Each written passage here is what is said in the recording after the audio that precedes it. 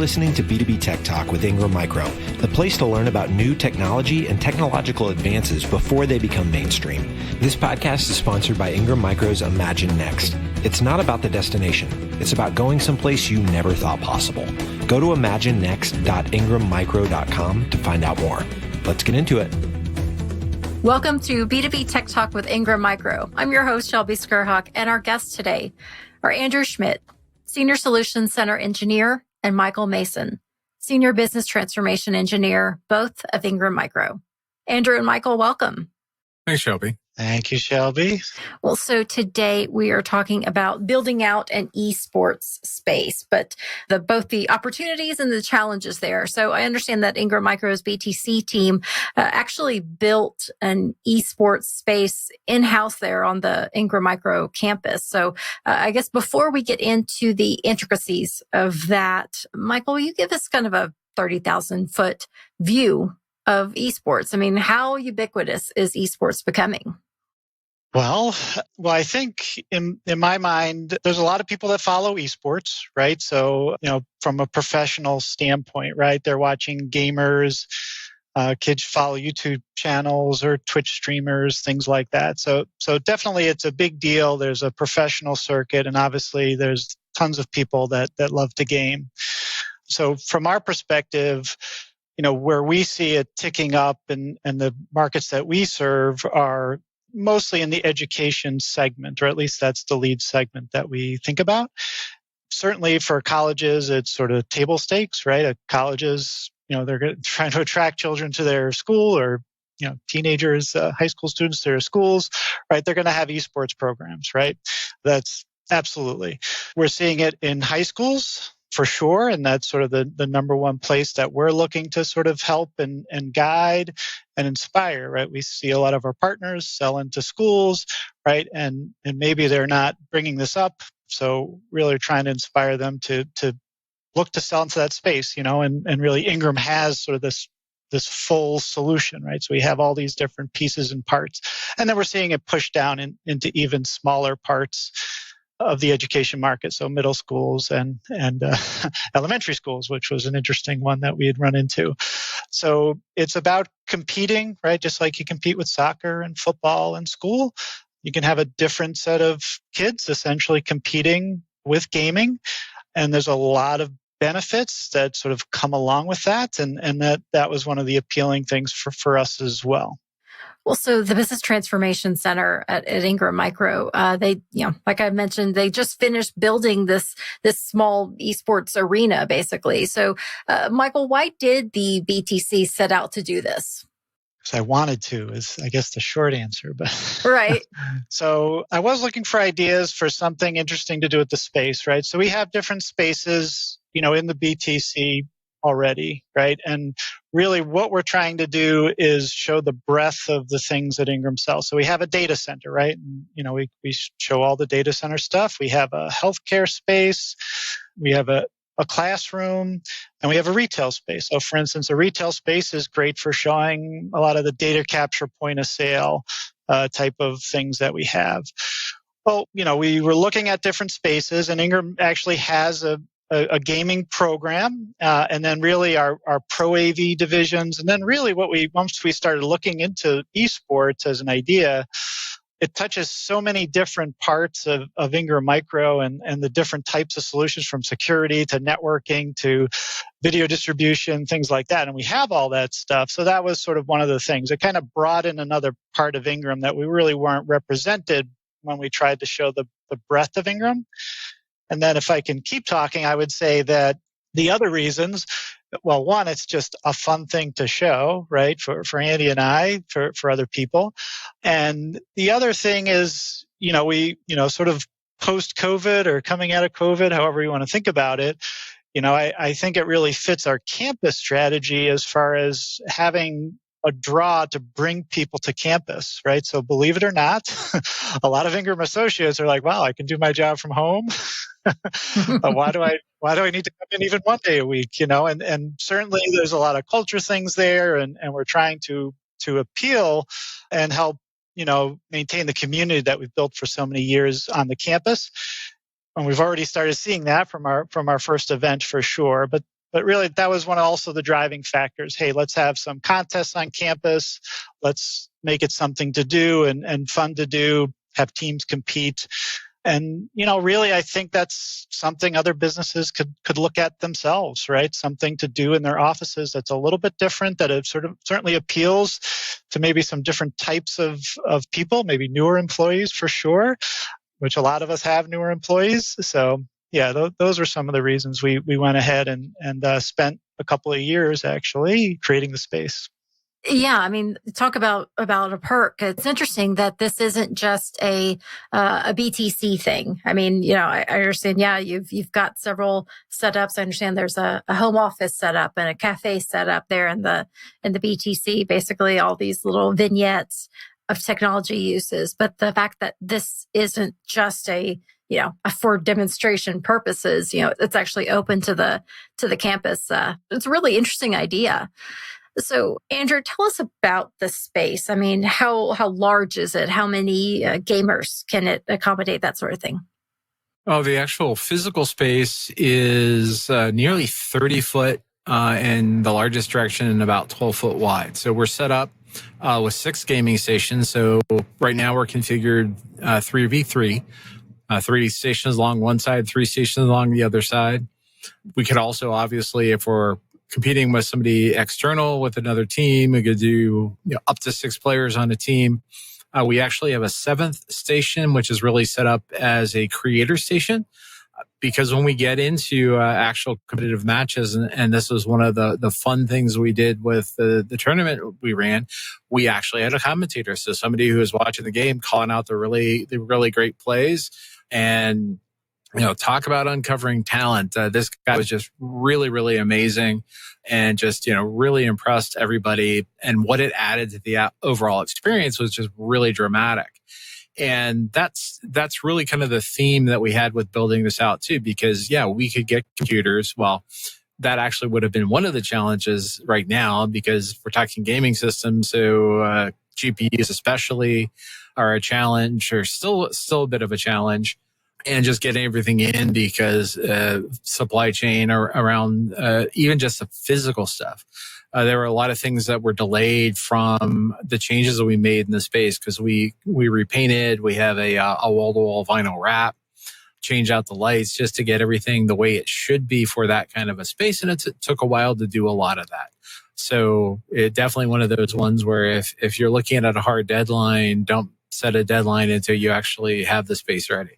But those are the kind of things that we look at, and that really helps us from the standpoint of knowing what it takes and what goes into it, and what do you need to do to get to where people can compete versus getting it to where you'll want it to be. Because there's still more work that we'd like to do to be able to make it a bigger experience. So how can we get it so everybody can see what the gamers are seeing on their individual screens, et cetera? And so we'll have more to do going forward, and that just underlies how much of an opportunity there is here. But it really makes it valuable being able to look at this stuff hands-on. And to your point, we really kind of want the BTC to be a place for experiential learning for everybody across the board. Through the past couple of years, just because we haven't had partners and vendors on campus, we've done a lot more with associates. And so they're getting to be a little more familiar and comfortable with the space. And just the amount of draw and follow-up that we've had from the launch event has just been really fantastic. And, kind of we're starting to think, what's our next big project? What's our next big thing we can do to get people involved?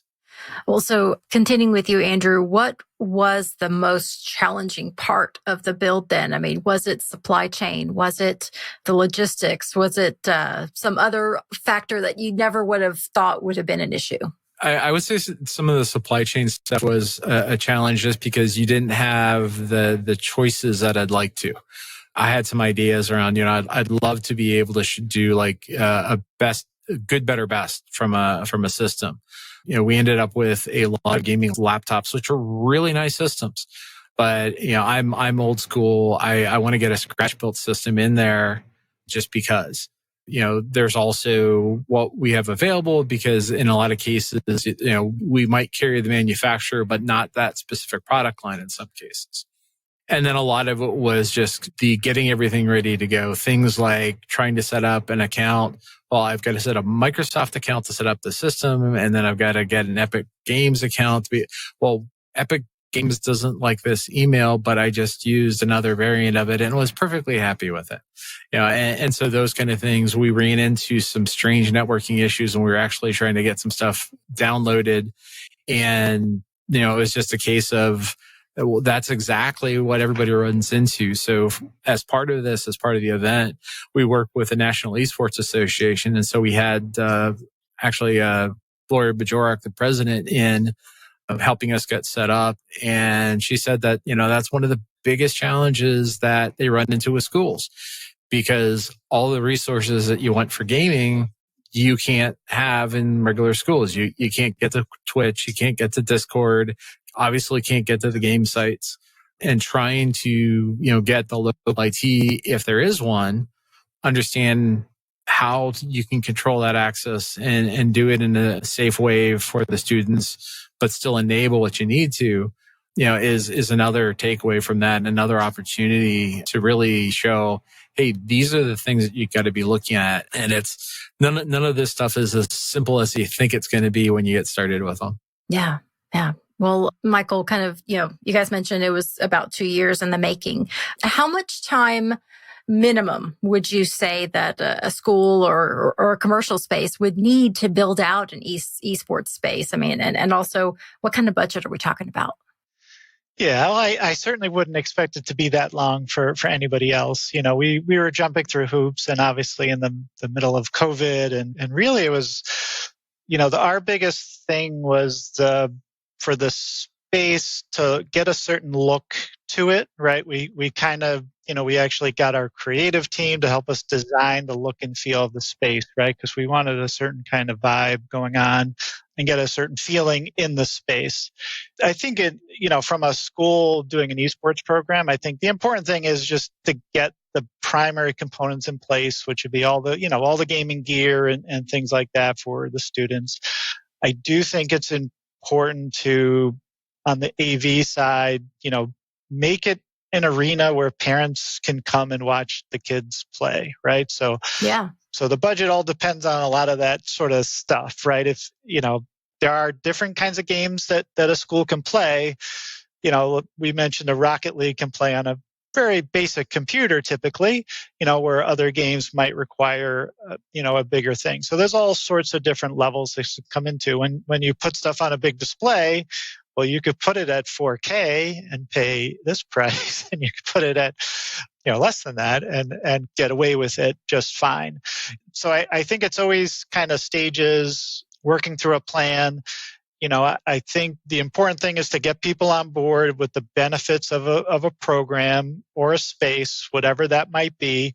And then however much money you can allocate it, we can pretty much fill it up, right? With either better compute, with better displays, with that type of stuff, with building out sort of a vibe for the space. Andy installed some really cool mood lighting into the space that we had and that type of thing. So it can really vary, but time and price shouldn't stop you. The important thing is you need to start the program. There are resources that can help you join into school leagues and things like that. We actually worked with the National Esports Association, which is one such organization that can help schools get going.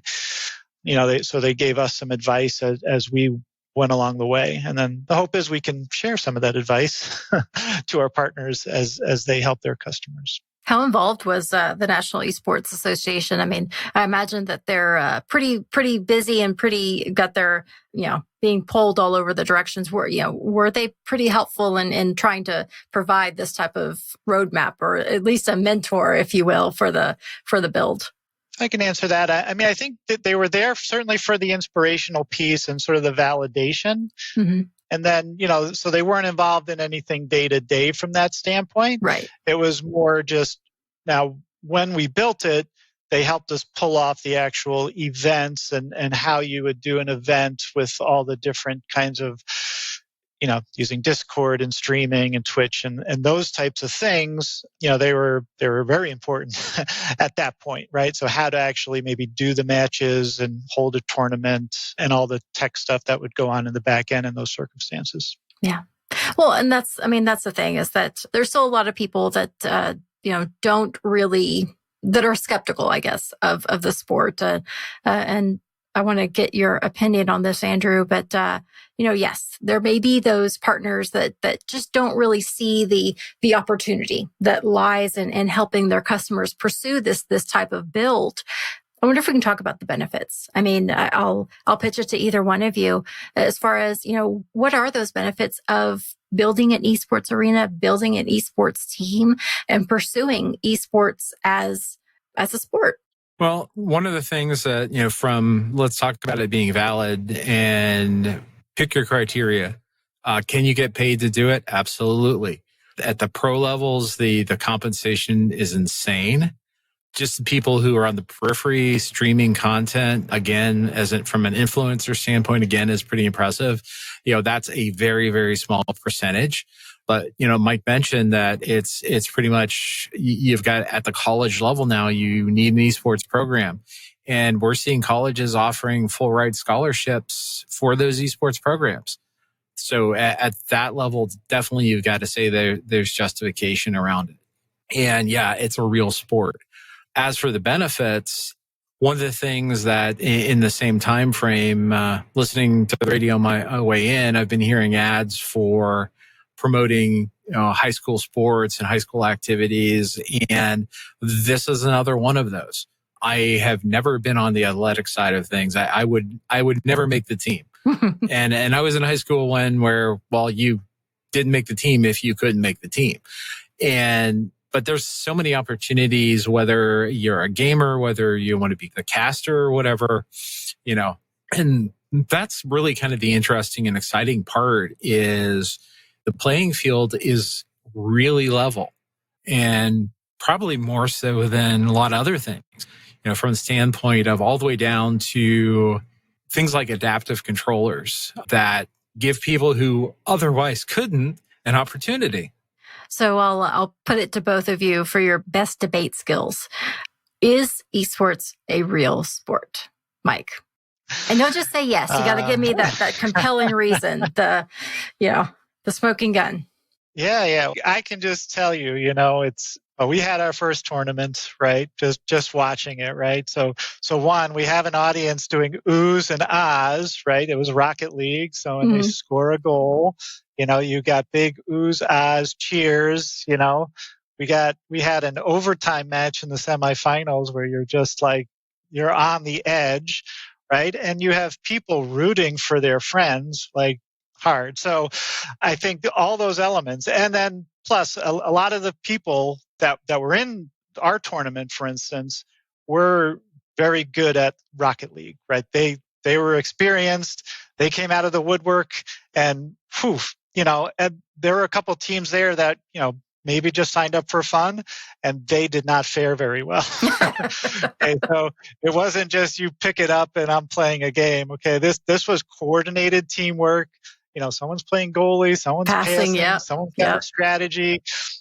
So again, skill, strategy, execution, fan involvement. So it's all there, and everyone can't do it. I am not very good at any of this stuff. I tried to drive, and I'm like, how do I get off the wall? I'm stuck, and they were just bouncing the balls. How do you get off the ceiling? That's my thing. I get so mad. I'm like, and I even stayed in front of the goal. Like, okay, I can't drive worth anything, so I'm going to stay in front of the goal and be the goalie. Inevitably, I'd end up on the roof, the ceiling somehow.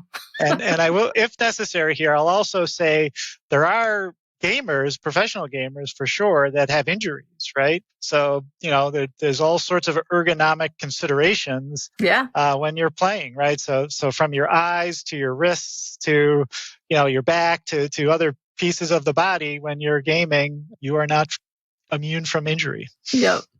Andrew, how about you? I imagine you're saying you weren't necessarily athletically inclined, so I would guess then, gaming is a hobby. Were you good enough to be in the league? And how is esports a real sport?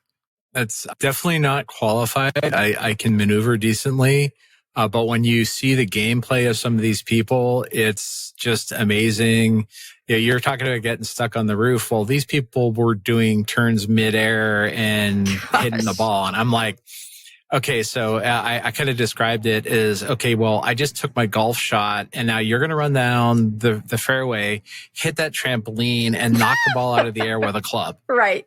And they do it, I guess I'm going to go back to there are people who make a living doing this.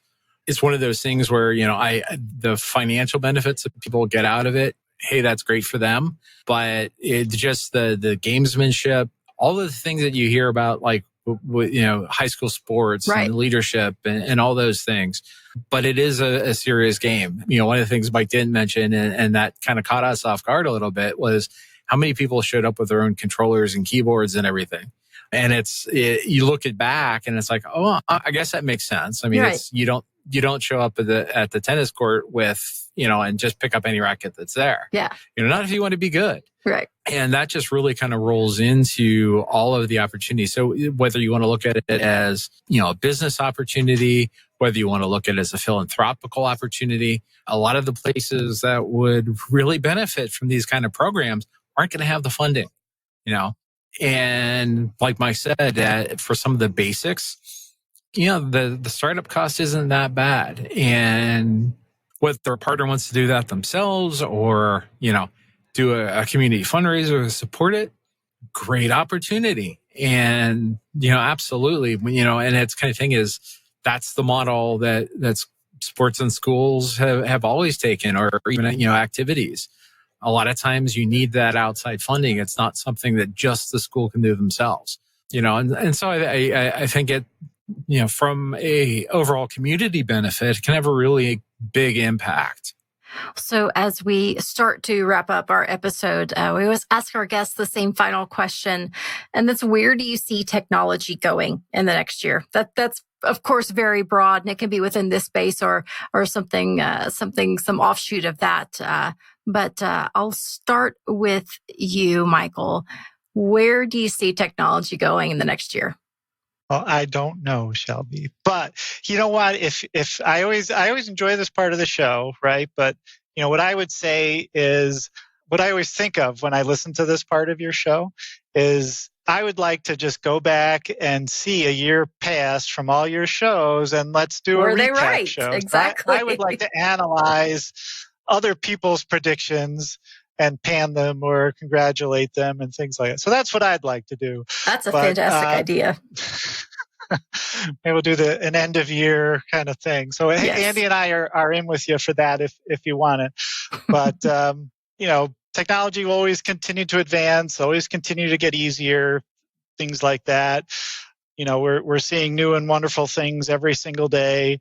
And, it's just really whatever people can create, I think. And, we're doing stuff with augmented reality now. And it's just like, oh boy, and you don't know what's next until you do it. And, but all these things are at everyone's fingertips, and it's just fantastic. So I'll take that as my non-answer to your question, but thanks for asking. Right. And I'm actually going to kind of pick right up from there, because what came to mind to me, just because of the framework we're talking about, is I think we've crossed a threshold from technology utilization. And I'm going to pick on the school kids that everybody complains about being locked down to their phones. We are all those people now. Yeah. We exist, with our technology. We're not going to go back to just in-person meetings. And if you want to talk to somebody, you get on a plane and fly over. We're definitely in a new position where we're not going to be just go back to the old ways of doing stuff. We're going to keep using these technologies. We're going to keep moving forward. And there's going to be a much higher expectation for that kind of enablement. One of the things that we're seeing right now is the capability to work from home is now baseline for employment. It's a question. The question isn't, are you going to work from home? It's how many days of the week do you actually have to show up in the office? And for some people, if the answer is at all, they're not going to take the job. And, it's the kind of remodels that you're doing at home now. I'm getting close to building a studio at home just because it's tough to do some of this stuff without the right framework. And, from our standpoint, we're doing much more of this kind of stuff, a lot more content creation, but then everybody is. And so that's a lot of new opportunities and a lot of new skills for people to learn. And, so having programs like this where, you get some of that information out to people and get them thinking about it is, the way things are going now. Well, so for listeners who want to follow up, find out more about what we talked about today, how can they reach out? I'll answer it. So you can either try to reach out to Andy or I, find us on the emails or LinkedIn. But basically, btc@ingrammicro.com is sort of our alias email if somebody's like really just trying to get a hold of us. But the hope is anybody at Ingram could reach out, and we pretty much, we're generalists, so we cover wide varieties of things, right? So gaming is a dalliance, is just one of many things. We're always looking for where to apply technology, whether it's, we did stuff with IBM software, Cognos Analytics the day before gaming. We're doing stuff with vRealize operations from VMware, and then we're also working with Ergotron carts, so we're working all these different things, looking for, hey, how do these things fit and which segments they fit? Really, if somebody's looking to discover maybe some new solutions or discover, maybe to enrich the suite of things that they offer to their customers, that's kind of what we're here for. What do you need us to be an expert on tomorrow? Right, exactly. Exactly. A ViewSonic board is the right answer to that question. I gotta go figure that out right now. So, well, Andrew and Michael, thank you so much for the conversation today and your insight. Thanks for joining me. Thanks, Shelby. Thank you, Shelby.